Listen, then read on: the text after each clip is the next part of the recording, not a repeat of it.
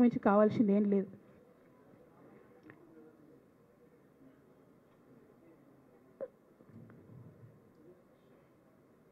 కానీ మొన్న అసెంబ్లీలో అర్ధరాత్రి దాకా పెట్టి రేవంత్ రెడ్డి గారు కేసీఆర్ గారిని తిడుతుంటే దయ్యాలు వేదాలు వాళ్ళు ఇస్తున్నట్టు అనిపించింది నాకైతే. దానికి ఈయన హీరోలాగా ఎదుర్కొన్నాడు, ఈయన 6 అడుగుల బుల్లెట్ అని పార్టీ అంతా ట్వీట్ చేస్తే, మరి 6 అడుగుల బుల్లెట్ ఎవరికి గాయం చేస్తుంది? ఎండ్ ఆఫ్ ద డే ఇవాళైతే నన్ను గాయపరిచింది, రేపు రామన్నను గాయపరుస్తారో కేసీఆర్ని గాయపరుస్తారో. జాగ్రత్తగా ఉండండి రామన్న, నేను చెప్పేది ఏం లేదు, జాగ్రత్తగా ఉండండి, కేర్ఫుల్గా ఉండండి. ఎట్ ద సేమ్ టైం ఈ హరీష్ రావు గారి కారణంగా గమ్మత్ ఏముంటుందంటే, ఒకసారి హంపీకి పోతారు వీళ్ళందరూ, మీ అందరికీ తెలుసు ఆ స్టోరీ.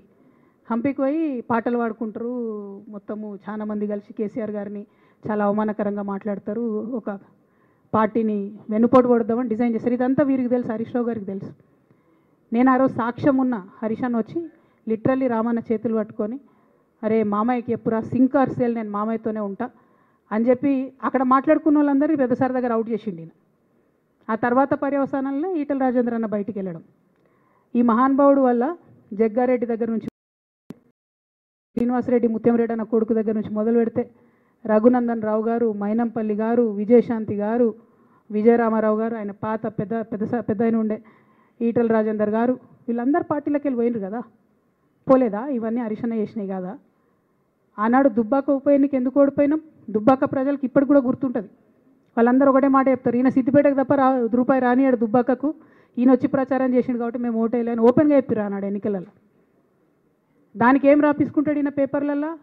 ఒంటరి పోరాటం చేసి ఓడిన హరీష్ రావు. అసలు ఓడిపోయిందే మీ వల్ల కదా. మీరు మీడియా మేనేజ్మెంట్లో సూపర్ అలా డౌట్ ఏం లేదు. రామన్న యూట్యూబ్లు మేనేజ్ చేసి ఈయన మెయిన్ స్ట్రీమ్ మీడియా మేనేజ్ చేస్తాడు, అంతే, అంతకుమించి వేరే ఏం లేదు.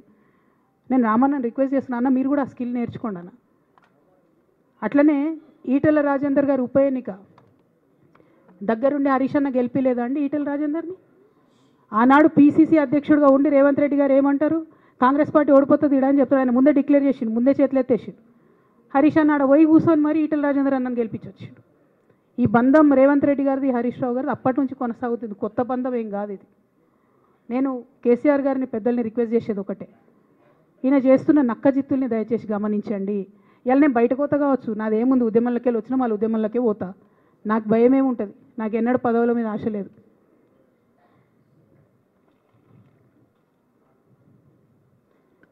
పార్టీ నుంచి వచ్చిన ఎమ్మెల్సీకి స్పీకర్ ఫార్మాట్లో చైర్మన్ గారికి నేను పంపుతా ఉన్నాను రాజీనామా పత్రాన్ని. అట్లానే బీఆర్ఎస్ పార్టీ ప్రాథమిక సభ్యత్వానికి కూడా గౌరవ పెద్దలు కేసీఆర్ గారికి రాజీనామాను పంపుతా ఉన్నాను. దీన్ని మన రావుల చంద్రశేఖర్ రెడ్డి గారికి తెలంగాణ భవన్కి వారికి నేను పంపుతా ఉన్నాను. ఎందుకు ఇవి ఇప్పుడే చూపించినా అంటే, పదవుల మీద నాకు ఎప్పుడు ఆశ లేదు. మేము ఉద్యమంలోకి వచ్చింది ఎందుకంటే మా నాన్న ఒక్కరు ఇంత ఒంటరి పోరాటం చేస్తున్నారు, ఎంత వీలైతే అంత ఆయనకు మద్దతు ఇవ్వాలని వచ్చినాం. ఆనాడు మేము ఉద్యమంలోకి వచ్చినప్పుడు పార్టీ అధికారంలోకి వచ్చే ఆస్కారమే లేకుండే, తెలంగాణ వస్తుందో రాదే అనే అనుమానాలు అంతటా ఉండే. మేము ఉద్యమంలో కొట్లాటలో లాఠీ దెబ్బలు తినడం కోసం, జైల్లోకి పోవడం కోసం ఆనాడు వచ్చినాం ఉద్యమంలోకి. అధికారంలోకి వస్తామనుకొని రాలే. రామన్న అయినా నేనైనా కేవలం నాన్న కోసమే వచ్చినాం ఉద్యమంలోకి.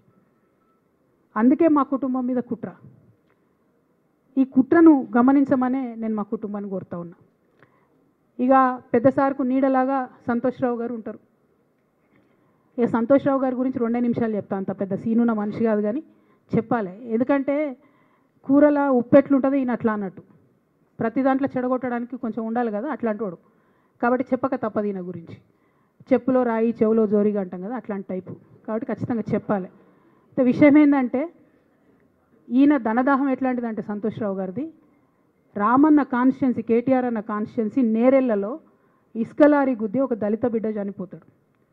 సరే, దాని మీద పాపం అక్కడ ఆ రోజు అందరు యాజిటేషన్ చేస్తే, ఈయన సంతాన అడ్వాంటేజ్ ఏంది, ఇక్కడ కూర్చుంటాడు కదా సార్ దగ్గర, సీఎంఓలకి వెళ్ళి ఫోన్ చేసి అక్కడ ఉన్న పోలీసు వాళ్ళందరినీ ఒత్తిడి పెట్టి 7 దళిత బిడ్డల్ని కొట్టినరండి. 3-4 సార్లు 3rd డిగ్రీ వేస్తే ఇలా 7 కుటుంబాలు కూడా వాళ్ళు ఎందుకు కూడా ఏ పని చేసుకోలేనటువంటి పరిస్థితులలో ఆ దళిత బిడ్డలు ఉన్నారు. అది మొత్తం రాజకీయంగా బ్లేమ్ అంతా రామన్న మీదకి వచ్చింది. ధనదాహమేమో సంతన్నది, నేరం చేసిందేమో సంతన్న, ఈడికెళ్ళి ఫోన్లు చేసి ఒత్తిడి చేసి కొట్టిపించిందేమో సంతన్న, చెడ్డ పేరేమో రామన్నకు వస్తుంది. ఈ ఎగ్జాంపుల్ చెప్పడం కోసమే నేను వీని గురించి చెప్తున్నా, వేరే ఏం లేదు. ఇక సరే టానిక్కు వీనిక్కు ఈ వీటిలో వచ్చిన కేసులు ఏమవుతాయి? రేవంత్ రెడ్డి గారు ఆర్భాటంగా ఒక అనౌన్స్మెంట్ చేస్తారు.